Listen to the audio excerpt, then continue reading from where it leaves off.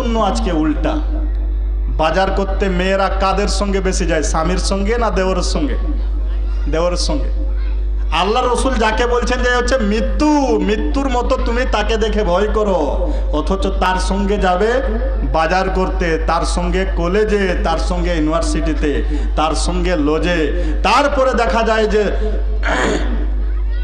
তার বড় ভাই থাকে মুম্বাইয়ে, সব দায়িত্ব হচ্ছে তার ছোট ভাইয়ের, দেওরের। একদিন নিয়ে যায় কলেজে, দ্বিতীয় দিন নিয়ে যায় আরো কোথাও বাজার করতে, কাপড় কিনতে, তার তৃতীয় দিন তাকে নিয়ে কোথায় চলে যায় আর পাওয়া যায় না। সেন্টু কোথায় বলে এখন শিলিগুড়িতে আছে, হয় কি না? কিসের জন্য হলো? আল্লাহর রসুলের এই কথাটা যদি কোনো ব্যক্তি মেনে নিত তাহলে এই ঘটনা ঘটতো না, এই ঘটনা ঘটতো না। দেওর তার ভাবিকে নিয়ে পালায়ন করতো না যদি আল্লাহর রসুলের এই কথাটা মেনে নেওয়া যেত। আল্লাহর রসুল বলছেন আলহামুল মউত, দেওর হচ্ছে মৃত্যু। মৃত্যুকে দেখে, ইজরাইলকে দেখে যেমন হাউমাউ করে মানুষ পালায়ন করে, ঠিক একইভাবে তাদের সঙ্গে ওইভাবে পর্দা করো। এখন ভাবি রুটি করছে, দেওর বসে বসে ওখানে নুন ঠুকছে আর খাচ্ছে, কইছে ভাবি তোমার রুটিগুলো কত সুন্দর হয়েছে গো। এরকম নাম করতে করতে একদিন তার ভিতর তার কামরা পর্যন্ত পৌঁছে যায়। ইসলামে পর্দার গুরুত্ব এই জন্যই। ইসলামের পর্দার গুরুত্ব এত বেশি কেন? কেন আল্লাহ রসুল বললেন পর্দা করো? কারণটা কি?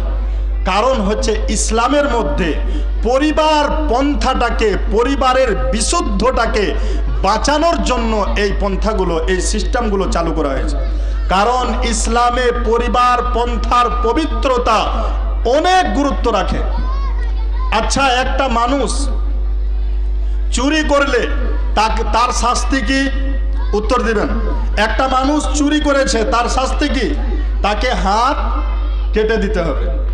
একটা মানুষ সে নামাজ পড়েনি, তার একটা শাস্তি আল্লাহ রাব্বুল আলামিন দিবেন, মানুষের হাতে সেটা ছাড়েননি।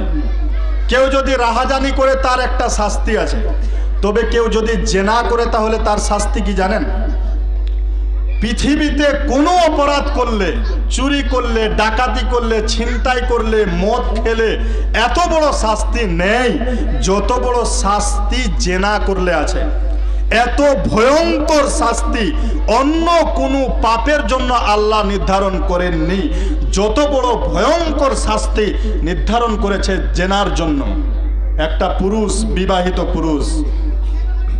বিবাহিত মহিলা জেনা করে নিয়েছে, আল্লাহর রসুল বলছেন যে তাকে জমিনের মধ্যে গেড়ে দাও, জমিনের মধ্যে বুক পর্যন্ত গেড়ে দিয়ে পাথর নিক্ষেপ করে করে, ঢেল নিক্ষেপ করে করে তাকে মেরে ফেলো। মেরে ফেলতে টাইম লাগবে 2 থেকে 4 ঘন্টা, এমনিতেই মরবে না। একটা পাথর যদি একটা মানুষকে আঘাত করা হয়, মরবে? মরবে না। একটা ঢেল নিক্ষেপ করলে একটা মানুষ সহজেই মরে যাবে না, আস্তে আস্তে মরবে, কষ্ট ভোগ করে করে মরবে। পয়েন্টটা মনে রাখবেন, খুব গুরুত্বপূর্ণ কথা বলছি, যে ইসলামের মধ্যে আল্লাহ রাব্বুল আলামিন জেনার জন্য এত কঠিন শাস্তি কেন দিলেন? আল্লাহ তো বলেননি যে ডাইরেক্টলি তাকে হত্যা করে দাও, এই কথা বলেননি। তাকে মাটির মধ্যে গেড়ে দিয়ে, তাকে ঢেল মেরে মেরে মেরে মেরে, ইট পাটকেল মেরে তাকে মেরে ফেলতে হবে। মরতে টাইম লাগবে 2 ঘন্টা, 4 ঘন্টা, 5 ঘন্টা। তবে অন্য কোনো শাস্তির ব্যাপারে, একটা লোক মদ খেয়েছে, তাকে জুতা পিটা করো, হাদিসের মধ্যে রয়েছে। তাকে জুতার মালা পরাও, সামাজিক শাস্তি হিসাবে। তার গায়ে, তার মুখে কালি দিয়ে তাকে গ্রামে ঘুরাও, সামাজিক শাস্তি হিসাবে। কোরআন হাদিসের মধ্যে এসেছে, হযরতে উমর রাদিয়াল্লাহু তাআলা আনহুর যুগে যারা মদ পান করতো তাদেরকে জুতা পিটা করা হতো, তাদেরকে স্যান্ডেলে মারা হতো। তবে কোনো শাস্তির ব্যাপারে এত কঠিন শাস্তি দেওয়া হয়নি যে শাস্তি জেনার জন্য দেওয়া হয়েছে। একটা পুরুষ এখন বিবাহ করেনি, বিনা বিবাহতে যদি কোনো মেয়ের সঙ্গে জেনা করে নেই, মিলন করে নেই, তাহলে তাকে 100 কোড়া মারতে হবে। 100 কোড়ার মারার পরে যদি সে জীবিত থাকে তাহলে আর দেশে থাকতে পাবে না, তাকে বিদেশে পাঠিয়ে দিতে হবে, লন্ডনে পাঠিয়ে দিতে হবে, আমেরিকাতে পাঠিয়ে দিতে হবে, দেশে থাকার অধিকার নেই। এত কঠিন শাস্তি কেন? কারণ ইসলামের মধ্যে পরিবার পন্থার অনেক দাম রয়েছে। জেনা বেবিচার যদি বেড়ে যায় তাহলে পরিবার পন্থা টিকে থাকে না। জেনা বেবিচার যদি বেড়ে যায়, বাপ এবং ছেলের মধ্যে সন্দেহ সৃষ্টি হয়ে যায়। বাপ বলবে এই ছেলেটা আমার নয়, মা এবং বেটির মধ্যে সন্দেহ সৃষ্টি হয়ে যায়, পরিবার পন্থাটা পুরো ভেঙে পড়বে। এই জন্যই ইসলামের মধ্যে এত কঠিন শাস্তি। কারণ ইসলাম সারা পৃথিবীটাই চলে পরিবার পন্থা হিসাবে, সারা পৃথিবীটাই চলে পরিবার পন্থা অনুযায়ী। আজকে আমেরিকা, লন্ডন, যেগুলোকে আমরা উন্নত মানের দেশ বলে আখ্যায়িত করেছি, আজকে লন্ডনকে আমরা উন্নত বলে দেশ বলে আখ্যায়িত করেছি, আমেরিকাকে আমরা উন্নত দেশ বলে আখ্যায়িত করেছি। তবে সেখানে জেনা বেবিচার বেশি হওয়ার কারণে সেখানে যারও সন্তান বেশি হয়ে গেছে, সেখানে স্ত্রী এবং পুরুষের মধ্যে ভালোবাসা, ভ্রাতৃত্বভাব, প্রেম প্রীতি নেই। স্বামী স্ত্রীর মধ্যে ভালোবাসা শেষ। ছেলে এবং পুরুষ, ছেলে এবং বাপের মধ্যে ভালোবাসা নেই, কারণ তার মধ্যে সন্দেহ আছে ছেলেটা আমার না অন্য কারো কাছ থেকে এসেছে।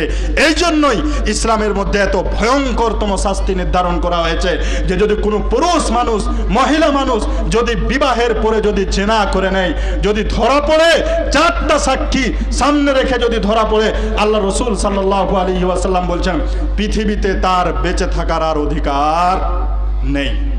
এত কঠিন শাস্তি। এই কঠিন শাস্তিটা হচ্ছে এই জন্যই যে ইসলামে পরিবার পন্থাটার অনেক দাম।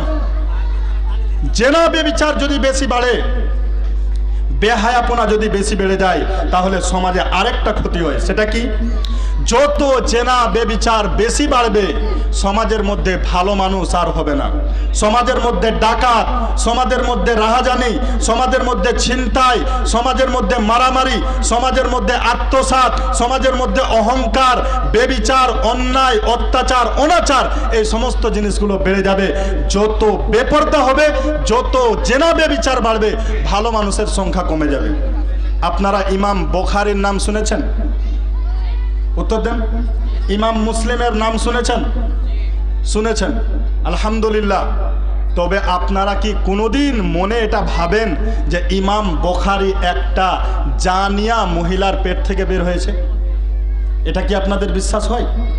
ইমাম বুখারী রাহমাহুল্লাহ তার জীবনী যদি পড়েন, তার মায়ের জীবনী যদি পড়েন, তাহলে দেখতে পাবেন যে তারা কত পর্দাশীল ছিল, তারা কতটা পর্দা মেনটেন করে চলতো।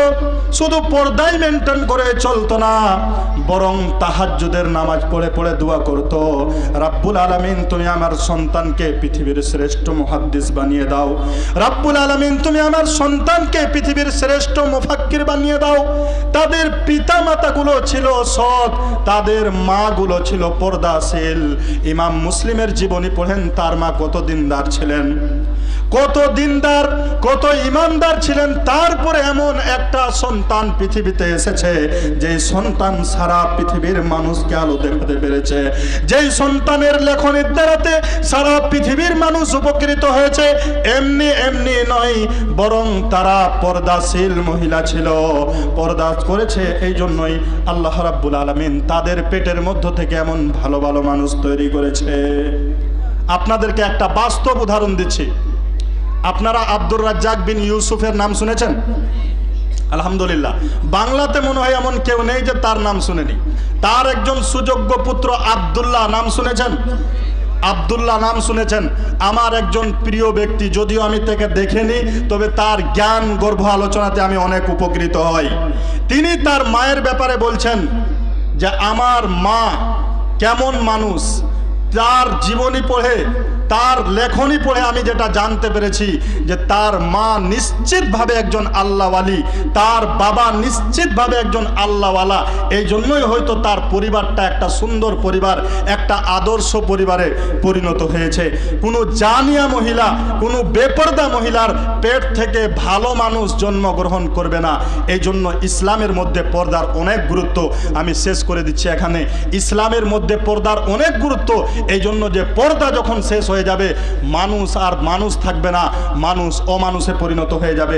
আজকে গ্রামের মেম্বার থেকে নিয়ে প্রধানমন্ত্রী পর্যন্ত দেখেন সবাই হারামখোর। কারণ তার মায়ের দিকে দেখেন, তার মা বেপরদা, তার মা ভালো মানুষ নয়, এই জন্যই হয়তো তারা ভালো মানুষ নয়।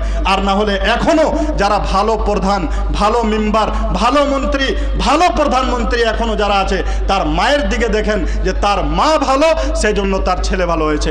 আল্লাহ যেন আমাদেরকে পর্দা মেনটেন করে জীবনযাপন করার তৌফিক দান করেন।